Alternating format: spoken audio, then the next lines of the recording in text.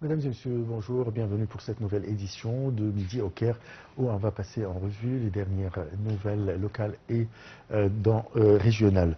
On commence avec une annonce par Israël aujourd'hui d'avoir tué le chef du Hezbollah Hassan Nasrallah dans une frappe la veille sur la banlieue sud de Beyrouth. Ceci intervient alors qu'une source proche du mouvement libanais a affirmé que le contact avait été perdu avec son dirigeant.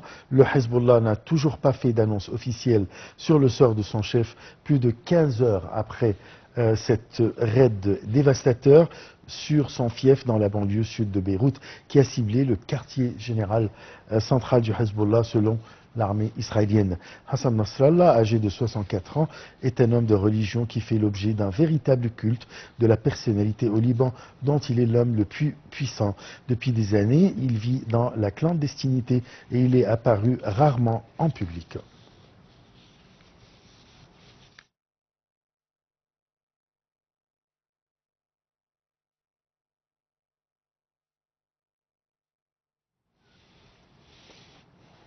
Et pour aborder ce sujet, nous avons le plaisir d'accueillir au bout du fil Monsieur l'ambassadeur Hassan Haridi. Vous êtes ancien assistant du ministre des Affaires étrangères. Bonjour. Bonjour, monsieur. Alors, si cette annonce de la part d'Israël d'avoir tué le chef du Hezbollah, Hassan Nasrallah, est-ce que c'est un signe que le Hezbollah arrêterait ou bien diminuerait ses frappes contre Israël? Si cette nouvelle est confirmée, je doute fort, car ça ne serait pas la première fois qu'Israël assassine un dirigeant ou un leader de Hezbollah. En 1992, Israël a assassiné M. Abbas Moussaoui, le leader chiite libanais, qui a certainement, c'est lui qui a mis les bases, jeté les bases de Hezbollah dans les années 80. Alors, je pense que cette triste nouvelle, si confirmée, n'aurait pas un impact négatif sur la succession de M. Hassan Nasrallah. Mais la question est la suivante. Est-ce qu'avec la disparition de M.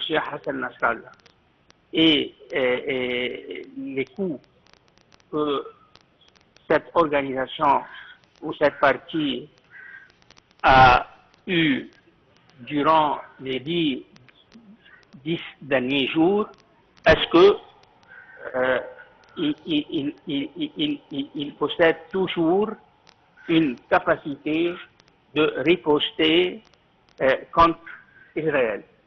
On verra dans les prochaines 24 heures, dans le cas où cette annonce de la part d'Israël est confirmée, nous allons voir quelle serait la réaction de Hezbollah.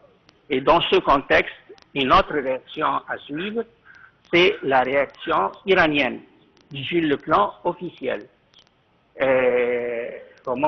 Hier, selon les déclarations officielles des responsables iraniens, ils ont dit que dans le cas où Hassan Nasrallah disparaîtrait, les règles de jeu vont changer au Moyen-Orient. Alors, attendons, dans ce contexte-là, les réactions iraniennes.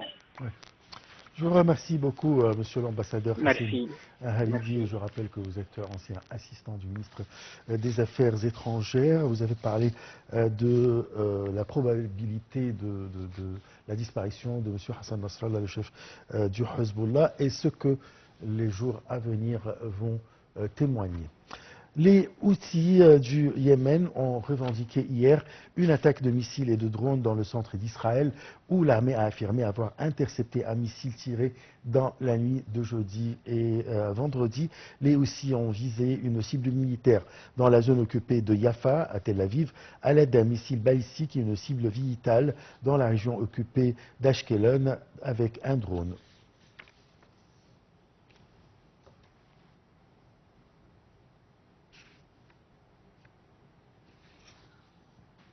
Le ministère palestinien de la Santé a annoncé hier un nouveau bilan de 41 534 morts dans le territoire palestinien depuis le début de la guerre avec Israël il y a près d'un an. Au moins 39 personnes ont été tuées ces dernières 24 heures. 15 Palestiniens ont été tués jeudi lors d'une frappe israélienne sur une école accueillant des déplacés dans la bande de Gaza. 96 000 personnes avaient été blessées dans la bande de Gaza depuis le début de la guerre de 7 octobre.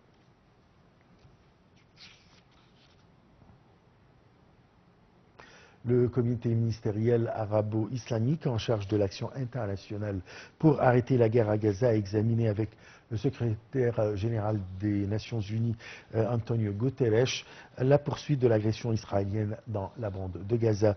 Le comité a renouvelé son appel à un arrêt urgent et total pour le cessez-le-feu et garantir la protection des civils selon les normes du droit international humanitaire. Le ministre des Affaires étrangères et de l'immigration et des expatriés égyptiens, Badr Abdelati, a déclaré hier, après sa participation à la session du Conseil de sécurité des Nations Unies, que la société internationale prend la responsabilité de l'agression commise par Israël à Gaza et au Liban. Il a ajouté que les politiques d'Israël visent à éliminer toute chance pour la mise en œuvre de la solution à deux États. Abdelhati a également souligné que l'Égypte exige qu'Israël soit contraint de mettre en œuvre un cessez-le-feu immédiat dans la bande de Gaza. Et enfin, Zamalek.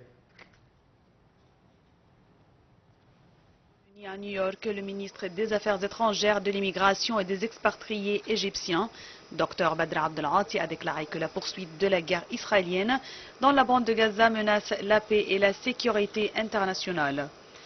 Il a exprimé son inquiétude envers l'aggravation de la tragédie humanitaire à Gaza, dont Israël est responsable, faisant de Gaza une région inhabitable. Ceci a eu lieu lors de sa participation à la réunion du comité de communication concerné à la coordination des aides au peuple palestinien.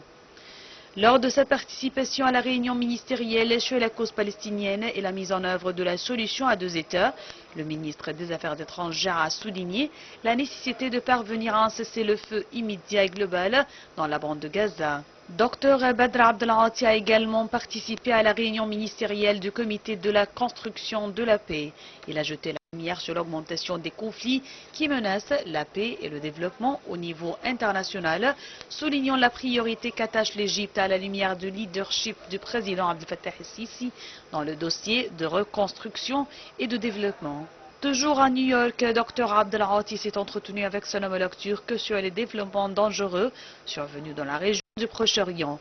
Ils ont convenu lors de la rencontre sur la nécessité de parvenir à un cessez-le-feu immédiat, global et permanent dans la bande de Gaza et au Liban. Ils ont également convenu de la nécessité d'empêcher la région de sombrer dans une guerre régionale.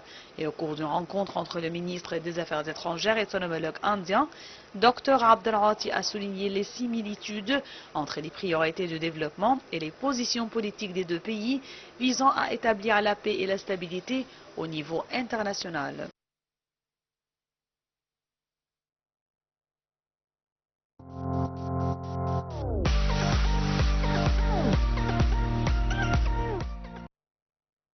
Et enfin, nous terminons notre émission avec une nouvelle sportive. Zamalek a renversé El Ahly dans un derby égyptien rugueux et disputé qui s'est conclu par une séance de tir au but ce vendredi à la Kingdom Arena de Riyad en Arabie Saoudite. Cette victoire permet aux Chevaliers Blancs de remporter la 5e Supercoupe d'Afrique de son histoire après leur précédent succès en 1994, 1997, 2003 et 2020. Zamalek est le nouveau roi d'Afrique. Le derby Kairat, au sommet du football africain, a tourné en faveur des Chevaliers Blancs, victorieux de leur grand rival après une rencontre achevée au tir au but, au cœur d'une Kingdom Arena électrisée par les supporters égyptiens venus en nombre. Club le plus titré en Ligue des Champions CAF, mais aussi en Supercoupe d'Afrique, l'Ahli n'a pas tardé à lancer les hostilités dans un choc bouillant dès les premières minutes. La rencontre s'est emballée à la fin de la première période lorsque l'arbitre a sifflé un pénalty en faveur des Rouges à la 36e minute.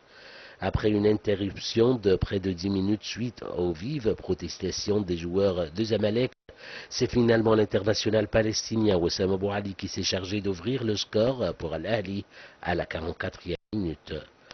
Piqués dans leur orgueil, les Chevaliers ont poussé pour égaliser pendant les 11 minutes de temps additionnel sans réussir à trouver la faille dans la défense de l'Ali.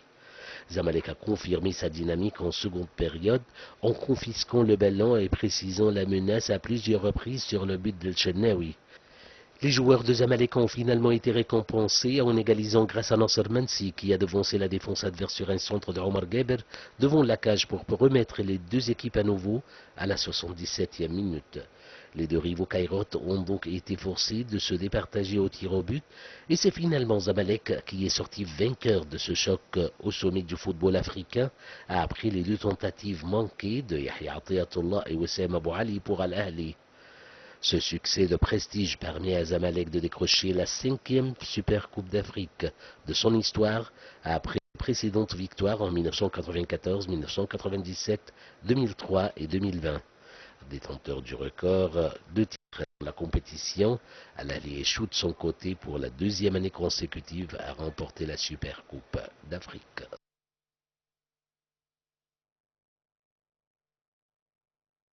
Avec cette nouvelle, nous arrivons à la fin de notre émission. Merci de l'avoir suivi. Très très bonne journée. Au revoir.